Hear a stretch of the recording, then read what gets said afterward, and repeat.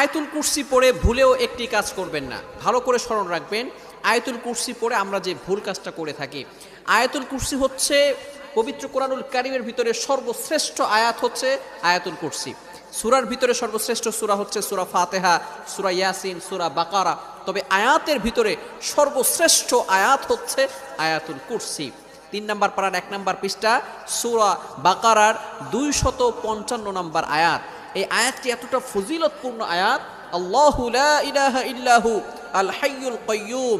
এই আয়াতের ভিতরে আল্লাহ তাআলার 2টি চমৎকার নাম আছে।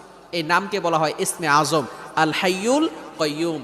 আল হাইয়ুল কাইয়্যুম যদি কারো দোয়া কবুল না হয়, আপনি যদি ইয়া হাইয়ু ইয়া কাইয়্যুম আল্লাহ তাআলার এই 2টি নাম চমৎকার ইসমে আজম 2টি নাম পড়ে 3 বার পড়ে যদি আপনি দোয়া করেন, আল্লাহ তাআলা আপনার দোয়া কবুল করে নেবেন। যেহেতু এই আয়াতের ভিতরে আল্লাহ তাআলা 2টি ইসমে আজম নাম রয়েছে, এই নামের কারণে